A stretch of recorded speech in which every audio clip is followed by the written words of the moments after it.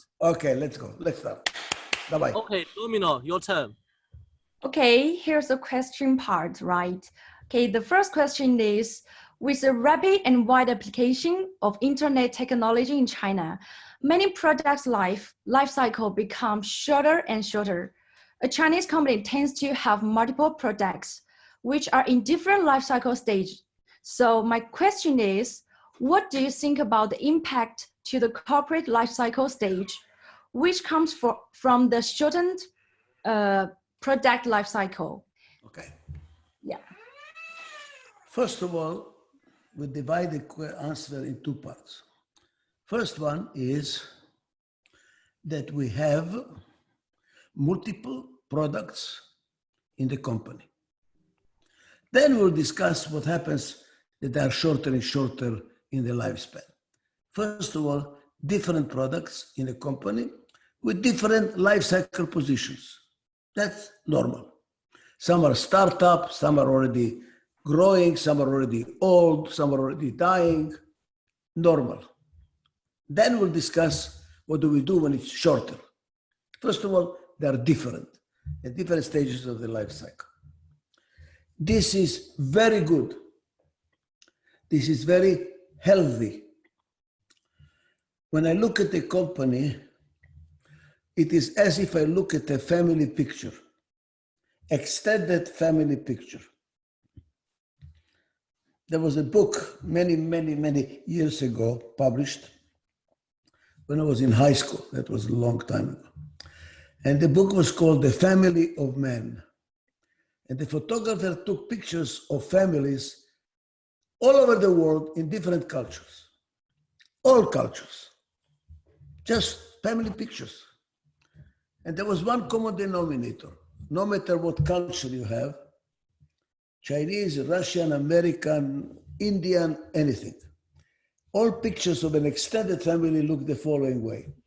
The grandparents in the center, sons and daughters and their husbands and wives around, and the children are on the bottom of the picture sitting down, you know, like olives. That's how a company should be. Why? Because in order to be in prime continuously, sustainably, you yourself as an individual cannot be. You will age and eventually you will die. But an extended family can be. What is extended family? You have the grandparents, which are on their way out. You have the daughters and sons, which are in prime. And you have a lot of babies, which are new products, new companies, new profit centers. What do we have here? Multiple life cycles. Aging product, aging market, prime product, go-go products, infant products, products which are women that are pregnant, which means it's not born yet. We have products that we are dreaming about. It does not exist yet. Why do we need that? Because as one product dies, the other product becomes old, and the go-go product becomes prime, and the infant product becomes a go-go, and the conception product becomes an infant. So what is happening? Continuity. Continuity. Now you have a strategy.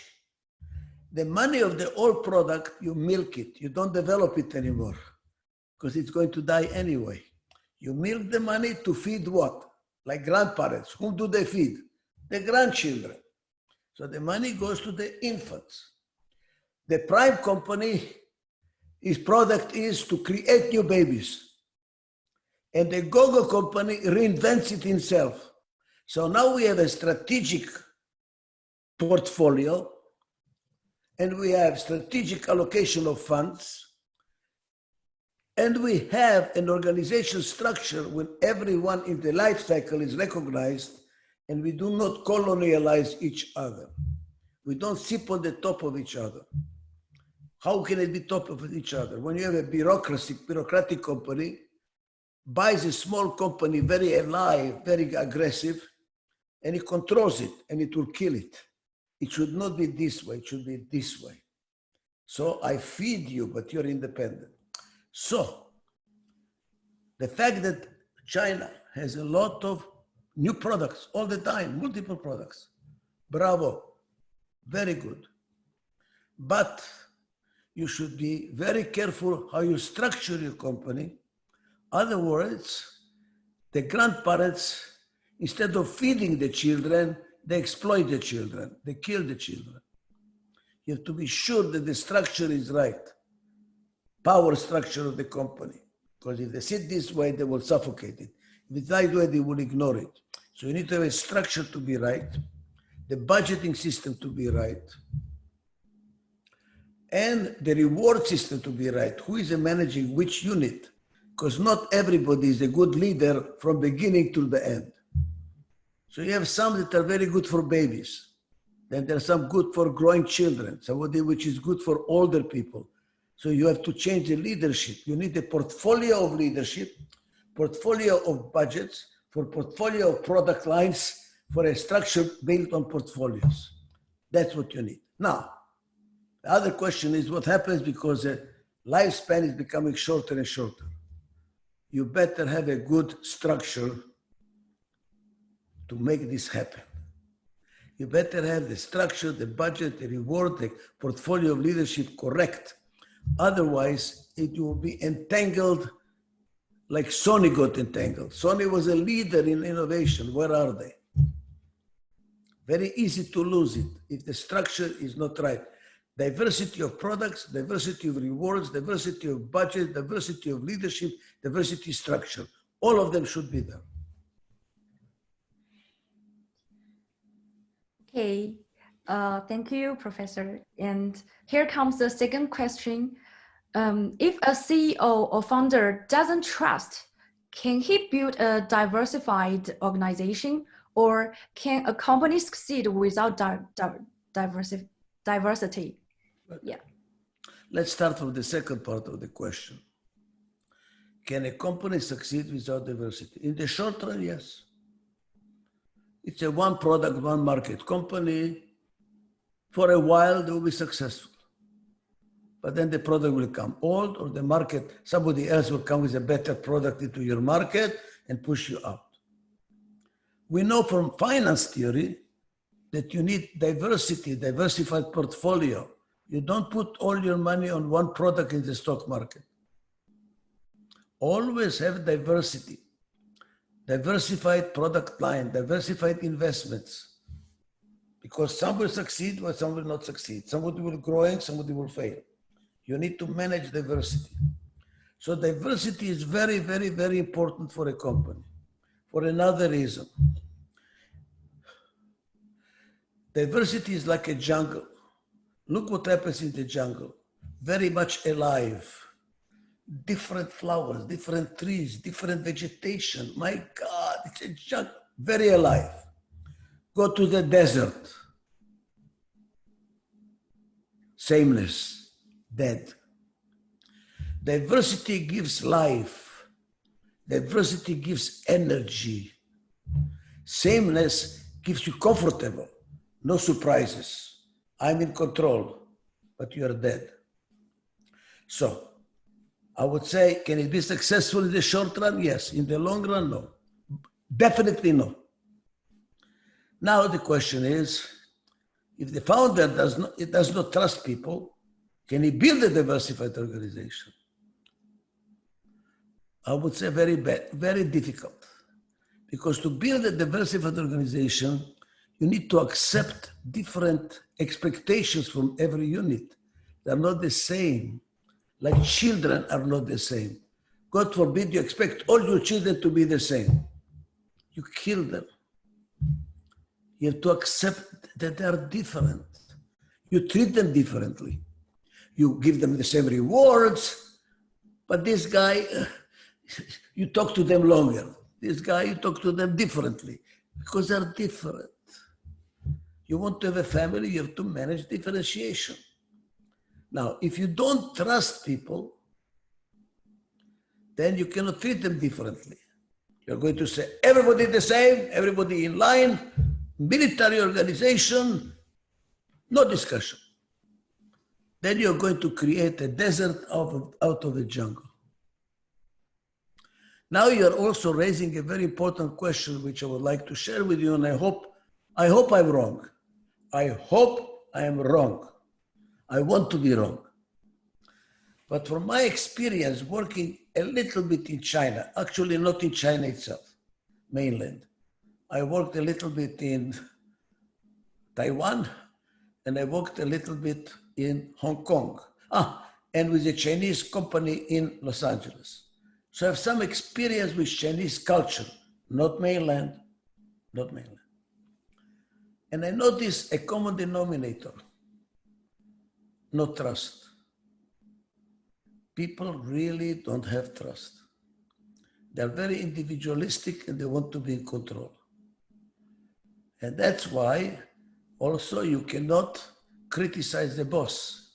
You cannot say anything negative because you're offending their face, you're washing their face, you're making their face white, it's called. And that's not acceptable. So you work with the boss, the owner, with a lot of respect, although you're unhappy, although you see problems, although you don't like what's going on, but you don't speak up. So what happens?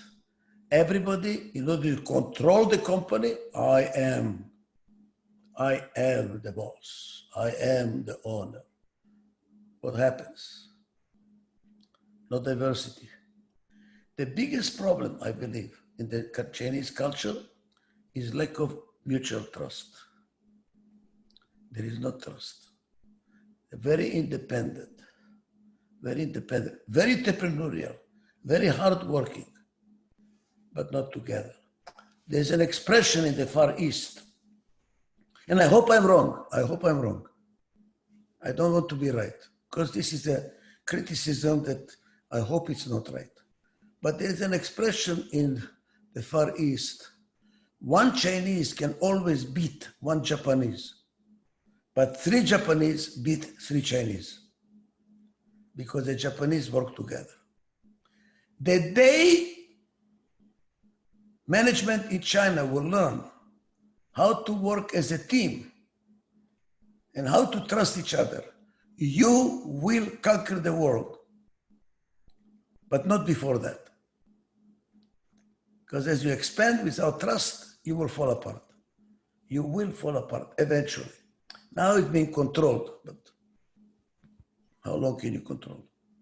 So the answer to your question is, if he does not trust, can he build a diversified organization? I would say no.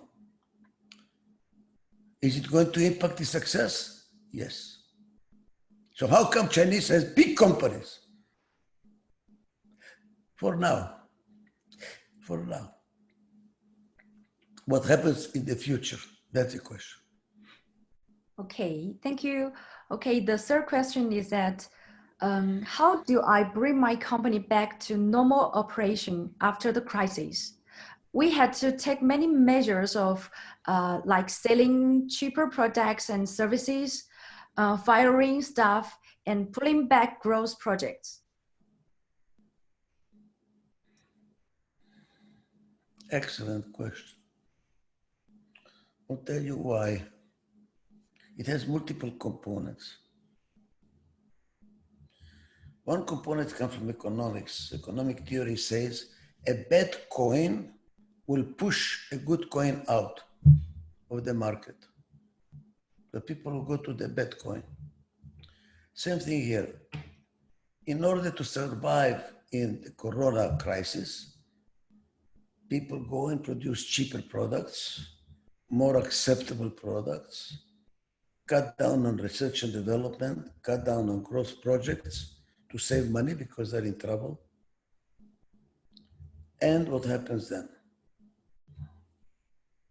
Here's an expression that I hope you will remember. I'm going to tell you slowly. There is nothing more permanent than continuous temporary. Oh, temporarily you take one cigarette. Temporarily another cigarette. Only today, only now. But I repeat, only now. eventually what happens? It becomes a habit. Then it becomes an addiction. So now we are doing something cheap, cutting down expenses, firing people, blah, blah.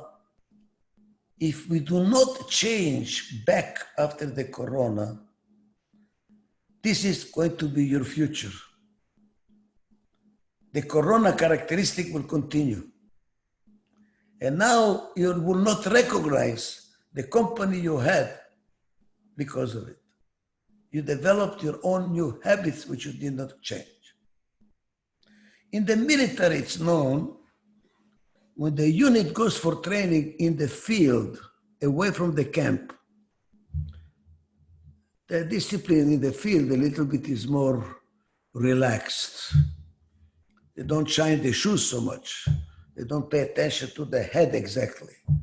When they come back to the camp, they do extremely harder work to bring them back. Otherwise, they just become irresponsible, like they will continue behaving in the camp like they behaved in the field. Same thing here. When the corona is finished, you really need to now be tougher in the company to go back to normal. Otherwise, it will continue corona, although it is not corona anymore. It will change the nature of your company. Don't allow continuous temporary. It was temporary, don't make it continuous. Temporary means temporary. Change, go back. Okay. The next question is, do you believe startup companies and internet companies can apply your methodology? Not only startup companies and internet companies. I just published a book, which I think it's already in Chinese too. How does Adizes methodology apply to family life, to marriage? And right now I'm in the middle of writing a book. How does it apply to personal life, to you personally? How do you do that? So the answer is absolutely yes. More than that, it is more necessary for a start company than for a non-startup company that is already developed. Why? A company that's already developed, which is 10, 15, 20 years old, is like a tree that already grew. Now try to straighten it up. Startup, young, new, flexible, so much easier to train and to develop, so it can start from the beginning right, rather than try to fix it later on. It's like a 70-year-old man, or like me, finally decided I have to exercise. Try to start exercising in 80. I should have started when I was 5 years old. So it applies to startup companies as well. As a matter of fact, in a startup company, the last chapter of my book, which calls it the ideal path. The normal path is, well, now I have to use the letters, E, P, P-E, A, P-A, P-A-E, P-A-E-I, there is a sequence. And that's where you get in trouble along the way. If you want, but with a startup, you don't have to do that. There's the fastest route. Start with I, then with A. No, you're I, then E, then A, then P. And what happens? You go faster than a normal company. That's what happened to all the internet companies. They grow very fast. So that this methodology applies very well, by giving the tools to startup companies and internet companies to take not the normal route, what's called the old economy route, but to take the new economy route, which is much faster, and understand what they're doing so they don't have to fall. Don't forget that 95% of startups fail. 95%. that this methodology explains to you why they fail and what to do in order not to fail. Okay, here comes the last question. Should the mission and vision of a company change throughout the life cycle of an organization?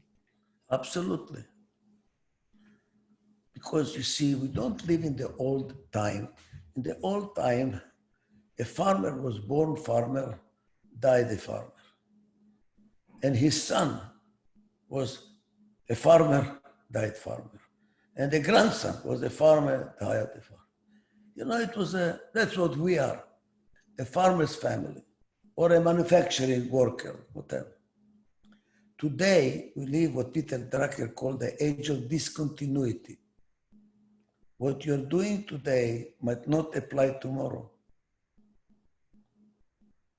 Which is, we are constantly, the world is changing so rapidly that if you don't change with the world, you're left behind, you don't know what's going on, and you're discarded. You're throwing off the truck. You're not on the truck.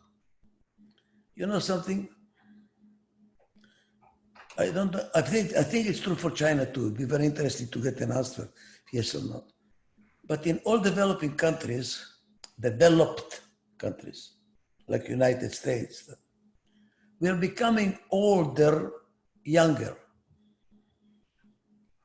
Today, in the IT industry, if you're 35 years old, you're already old. You don't know what's going on anymore. You're old. They look for the younger people. In the music industry, if you're 20 years, you're already old. It's a teenager music now. We're becoming older, younger. In the IT industry, if you're 40 years old, you cannot get a job. You're old-timer. This is happening in technology. It's happening in engineering. It's happening in information systems. It's happening in law. The laws are changing so rapidly that you don't know what's going on. Thus, you must change your vision and mission. I would say you don't have to change. You have to review them no later than every 3 years. Are we still in the same business? Because the market has changed. The technology has changed. The legal spectrums have changed. The social norms have changed. The international scene has changed. I'll give you an example. 1982, long time ago, I was consulting for Bank of America. And they were losing market share. That was a very big bank, $120 billion in assets. So I asked him, what's a bank? I dare to ask the question. Well, you know, we take loans. We take savings. We pay money on savings. We give loans and we charge for loans. And the difference how much we pay for the savings and how much we charge for the loans is our profits. Our income minus expenses is our profits. That industry is dead in developed countries, not in developing, in developed countries. It's called savings and loan industry. Finished. Why? People don't put money in saving accounts. There are better opportunities to put your money in stock, in bonds, private equity funds, investment funds, art, real estate.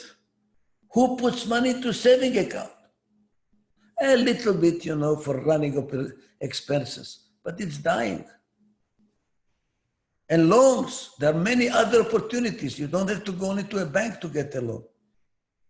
Many other capital markets, a lot of capital markets.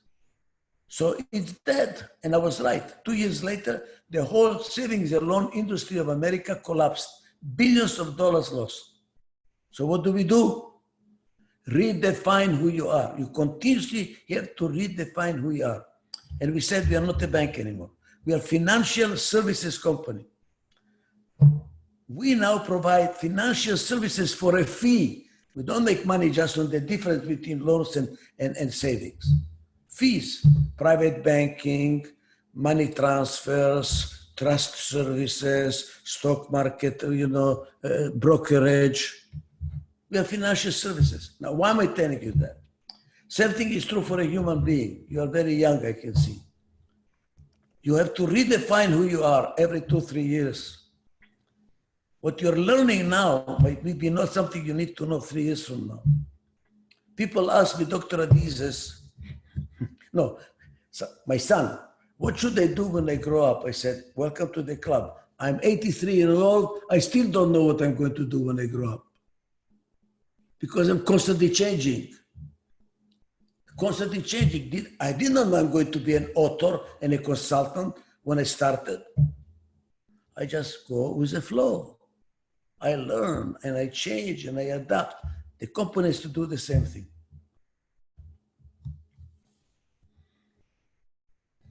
Okay, Professor, China is during the crisis. So maybe the last question is, can you give 3 pieces of advice to Chinese entrepreneurs? Right, going through the crisis. The epidemic, yeah. Yeah, right. It is what I would like to tell the Chinese leadership executives and political leadership. I hope they listen to, because I consult to many political leaders around the world, 8 prime ministers. So I've been involved with country leaders as well. Corona crisis is not the end. It is another click in the chain. Before that, we had SARS, and before SARS, we had something else. Now we have Corona. Next one is going to be Porona. I don't know what. But please notice the following thing. Each one of them is getting worse.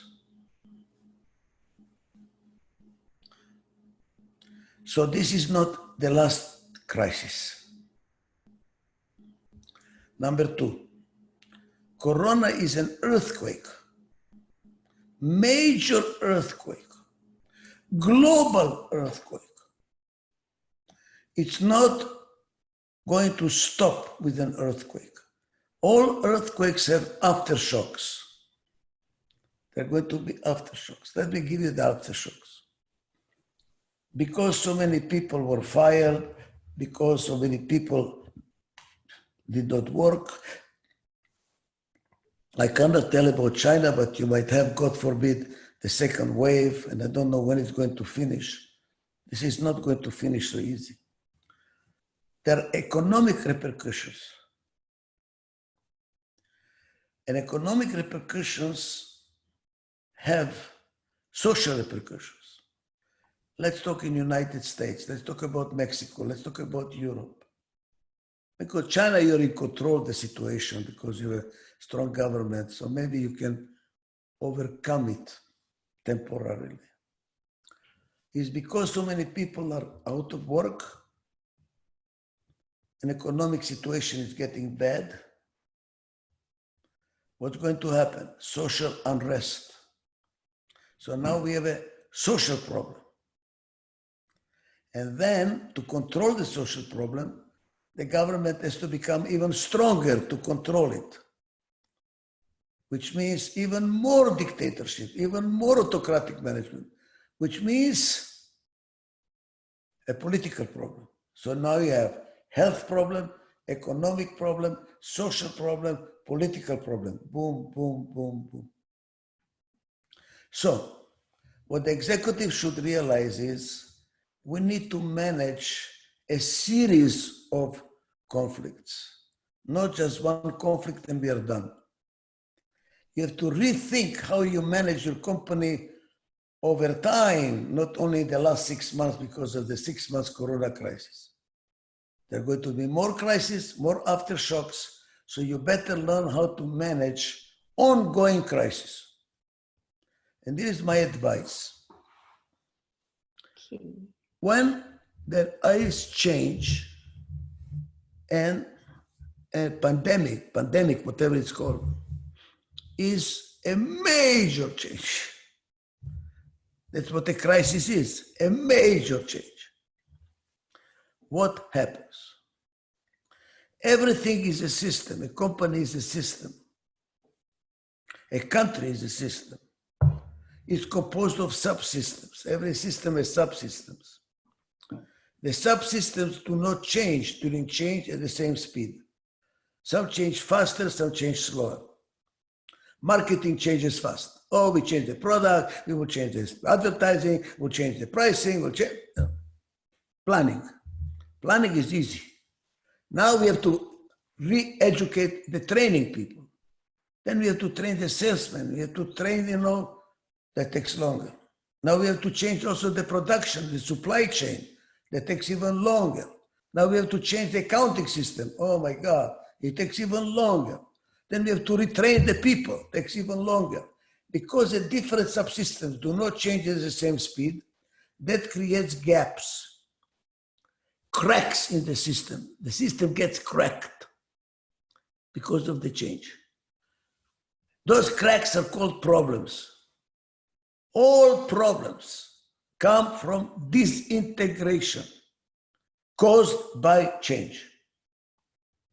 The more change, the more cracks, the more problems.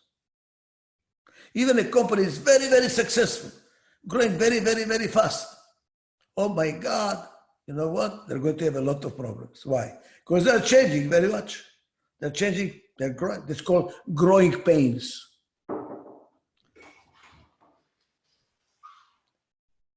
I'm working with China, I will be out. So we're waiting for you for dinner? So, what do we do? What time? I'm coming soon. I have to finish. I'll be interviewed, Nurit. Okay. Sorry. Now you see who is the boss in my family. My wife. Okay. So, Corona crisis is a stress test. How strong is the system? How big are the cracks? How big are the differences? How disintegrated is the system? If you have difficulties in your marriage, Corona is going to cause a divorce because the cracks are going to be big. If the company is not integrated, no good communication, no teamwork, no clarity of direction, no sharing of information, what's going to happen? Crack. Corona is going to cause the weak ones, which means the disintegrated one, to die, and the strong one, the integrated, to become stronger and bigger. That's why older people die from Corona. That's why sick people die from Corona. Why? Because they're disintegrated. They're falling apart. So what should you do? Keep your company together. Keep your marriage together. Now is the time to work on how to integrate. Use the time of the Corona when you're locked in the house to talk by Zoom to everybody in your company. What can we do now to become stronger when the Corona is over? What problems do we have we can solve? Our relationship, how we can solve? Our informations, our reward system, our structure, our job descriptions, our mission. What do we need to change so we are stronger together when the Corona is over? Same thing in a family. You're locked in the house.